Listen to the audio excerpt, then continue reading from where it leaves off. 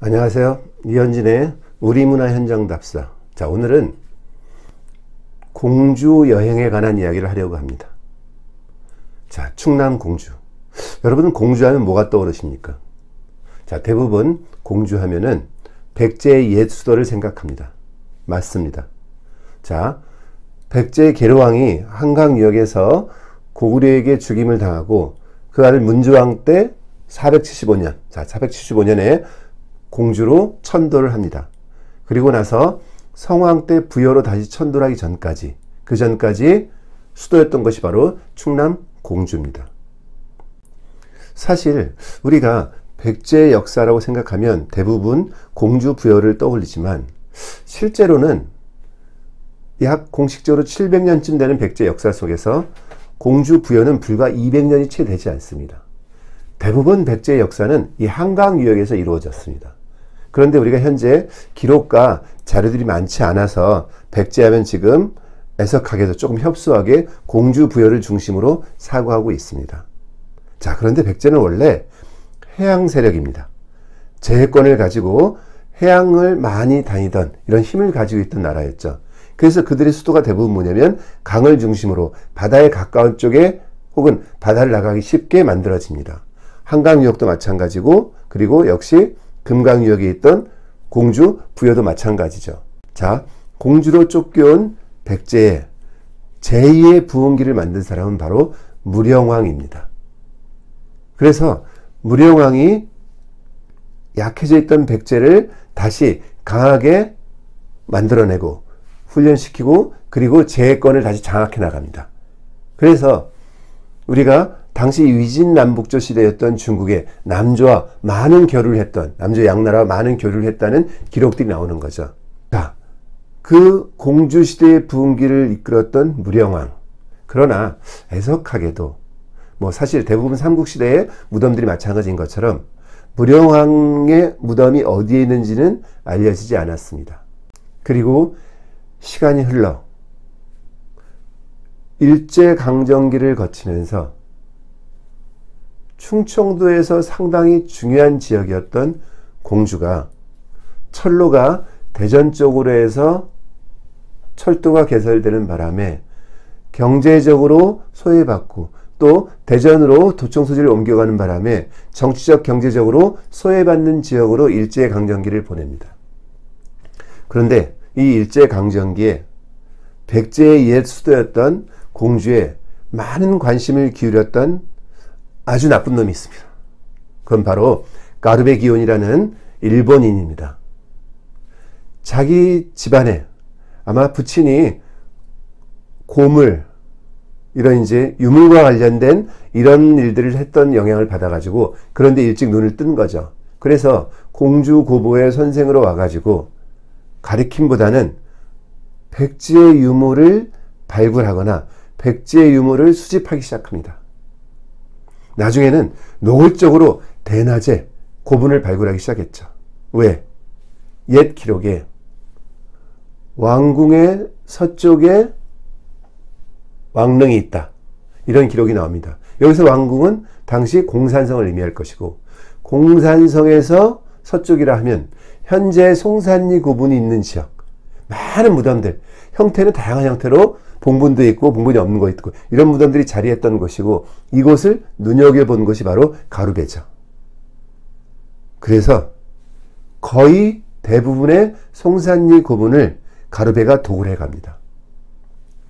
본인 말로 1000여 기가 넘는 백제의 고분을 본인이 발굴했다라고 이야기할 정도였죠. 그 중에 대표적으로 싹 내용물을 털어간 고분이 바로 송산리 6호분입니다. 아니, 전축분이에요. 즉 벽돌로 내부가 만들어진. 나중에 발견되는 무령왕릉도 마찬가지입니다. 벽돌로 내부가 만들어져 있던 거죠. 그 안에 있는 것들 다 자기가 가지고 결국 일본으로 돌아갔습니다. 나중에 몇 가지만 마치 시해하듯이 조금 주고 말았죠. 얼마나 많은 백제의 유물이, 공주에 있었던 백제의 유물이 일본으로 넘어갔는지 도대체 지금도 간마기가 어려울 정도입니다. 그런데 그 눈 밝은 가르베 기원도 바로 무령왕릉만큼은 생각해내지 못했습니다. 아마 그저 뒤에 있는 능선 정도라고 생각을 했던 거예요. 자, 어쨌든 이렇게 일제강점기 내내 정치 경제적으로 소외받고 좀 침체된 시기를 겪었던 공주에 1971년 어느 날 한여름 7월 놀라운 일이 발생되기 시작합니다. 자, 장마철이었습니다. 비가 많이 내리죠. 그러니까 이미 있었던 송산리 고분들, 자, 물길이 많이 내려오니까 이 고분을 유지하기 위해서, 관리하기 위해서 배수로를 팝니다. 자, 야, 비가 많이 올 테니까 빨리 배수로를 빨리 미리미리 쳐놓읍시다. 그래서 인부들이 모여서 작업을 하고 있는데 갑자기 딸칵 소리가 나는 거죠. 뭐 돌이 하나 걸렸습니다. 이렇게 생각할 수도 있었어요. 하지만 그런 문화재 유물 쪽에서 일을 많이 하던 분들 뭔가 감이었던 거죠. 뭔가 이상한데요? 딸칵? 여기 뭐가 있습니다. 바로 연락을 하게 된 거죠. 그래서 문화재 관계자들, 막 박물관 다 이렇게 딱 모여서 조금씩 수습해서 딱 봤더니 아무도 한 번도 열어보지 않은, 입구가 완벽히 막혀있는, 벽돌로 막혀있고 여러 돌로 완벽히 막혀져 있는 무덤이 발견이 된 거죠. 깜짝 놀랐습니다. 그때까지만 해도 변변히 우리 것을 발굴해 본 경험도 우리에게 별로 없었어요. 1970년대 초반 우리가 얼마나 많은 경험이, 무슨 그리 많은 경험이 있었겠습니까? 손이 덜덜 떨릴 일이었던 거죠. 비는 내린데, 야, 큰일 났다. 빨리 일단 배수를 한쪽으로 쳐내고. 자, 잠깐 사이에 공주 시내에 쫙 소문이 퍼집니다. 마치 이집트 피라미드 보물이 발견됐다는 것처럼 구경꾼들이 모여들기 시작하는 거죠. 자, 신문기자들 모여들기 시작합니다. 빨리 열어요. 뭐합니까 지금? 이 많은 사람들의 시달림 속에 결국 간단히 고사를 지내고 돌을 하나씩 열어서 무덤을 열기 시작하는 거죠. 나중에 이 발굴에 참여했던 분들이 굉장히 후회를 많이 했습니다. 지금 같으면 그렇게 발굴하지 않습니다. 지금은 그런 것이 발견이 되면은 조그만 구멍을 뚫어서 내시경 카메라 같은 걸 집어넣어서 안에 있는 공기 하나하나 다 채취해내는 거죠. 그래야 그 모든 것들이 다 유물이잖아요. 그때까지는 이 안에 어떤 세균이 있었을 수도 있고 어떤 다른 것이 있을 수도 있고 충분히 시간을 가지고 가야 되는 거죠. 그런데 1971년 그때 우리에게 그럴 만큼의 경제적, 정신적 여유가 없었던 시절이죠. 옆은 막 사람들 막 몰려듭니다.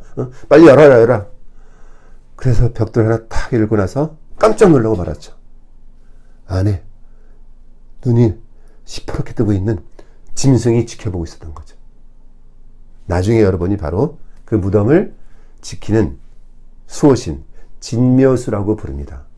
돌로 된 서수가 딱 째려보고 있었습니다. 가슴이 철렁 내려앉을 일이었죠. 옆에 막 문을 막 사진 좀 찍읍시다. 난리가 났습니다. 그래서 거의 정신없이 시장바닥 마냥 아주 어수선한 상태에서 유물을 쓸어 담듯이 발굴을 하고 맙니다. 심지어 사진기자들이 서로 경쟁하다가 숟가락을 밟기도 하고 이 난장판 속에서, 낭다장판 속에서 부랴부랴 안에 있는 유물을 수습했죠. 그런데 그 진묘수가 지키고 있던 밑에 네모난 돌이 하나 있었습니다. 그것은 이 무덤의 묘지석이었습니다. 이 묘와 관련된 내용을 정리해놓은, 거기에 이 무덤의 주인은 무령왕이다 라고 쓰여져 있었던 거죠. 기절을 할 뻔한 상황입니다. 처음으로 제대로 이 무덤의 주인인지 누군지 알 수 있는 유일한 무덤이 발견된 거죠. 백제 영동 대장군 사마왕, 즉 무령왕을 얘기한다. 62세 되던 523년에 돌아가셔서 525년에 장사를 지냈다. 그런 내용이 정리되어 있고, 더 놀라운 것은 이렇게 그때는 3년상을 한 것이 아니라 3년상을 했죠. 이거보다 더 놀라운 것은 매지권, 땅을 샀습니다. 본인이 묻히기 위해서 토지의 신에게 돈 만냥과 은을 주고 땅을 샀어요. 본인이 살고 있는 다른 세계의 공간마저도 그것은 왕도 자기의 것이 아니란 뜻이죠. 약간은 도교적인 색채가 있는 내용이긴 하지만 지금 온 나라가 서로 다 내 땅이다라고 부동산 광풍에 시달리고 있는 현재를 생각해 보면 놀라운 일이 아닐 수 없습니다. 그리고 그 뒤에 보니 왕비가 돌아가셔서 또 장례를 치르고 함께 합장을 했다는 기록이 나옵니다. 이 무령왕릉의 발견이야말로, 발굴이야말로 그동안 침체되어 있던 공주의 어마어마한 힘, 새로운 활력을 불러일으켜준 사건이었습니다. 공주 시민 전체가 발칵 뒤집혔습니다. 이야, 우리 공주 역사에 새로운 시대를 열었다. 무령왕릉의 발굴이다. 무령왕이 나타났다, 우리에게. 자, 이 소식이 서울까지 전해졌겠죠. 당연히 저 높은 분, 푸른 기와집에 사는 분이 불렀던 거죠. 야, 그거 뭐 나한테 좀 하나 보자, 가져와봐. 그래서 당시 왕비의 팔찌, 은으로 된 아주 세공이세밀한 은으로 팔찌, 세공이 된 팔찌를 신문지로 둘둘 싸서, 뭐 당시 수준이 그랬습니다. 우리가 싸서 가지고 갔답니다. 되게 멋있는데, 잘 휘는데. 박물관 관계자가 기절을 할 뻔했다고 하는 거죠. 자, 어쨌든 이 무령왕릉에서 발굴된 것이 4,000가지가 넘습니다. 약 4,600가지의 유물이 그 안에서 나왔습니다. 그 중에 몇몇 가지는 국보 보물이 됐습니다. 그 전까지 변변한 공주의 유물로 뭐 변변한 것이 없었던 공주가 이 무령왕릉으로 인해서 박물관이 차기 시작하고 새로운 공주로 거듭났습니다. 그래서 공주하면 무령왕릉이죠. 그래서 공주시내 어딜 가더라도 무령왕릉과 관련된 형상들이 눈에 굉장히 많이 띕니다. 무령왕릉으로 인해서 공주는 새롭게 시작이 됐습니다. 그래서 오늘날 공주 관광, 공주 여행을 가는 많은 분들이 무조건 원칙적으로 1번 들려야 되는 것은 바로 무령왕릉이죠. 전축분, 벽돌로 다 쌓여진, 벽돌 하나하나마다에 쓰여진 글자와 문양, 벽에 있는 예쁜 복숭아 모양의 불감, 무엇 하나 소중하고 대단하지 않은 것이 없습니다. 야, 1500년 전 우리가 이런 빛나는 문화가 공주에 있었다. 백제의 대단한 문화가, 백제의 정치적 교류도 확인이 되고 백제의 문화적 수준이 얼마나 뛰어났는지를 확인할 수 있는 바로 문영왕릉. 문영왕릉이야말로 백제 공주 여행의 꽃입니다.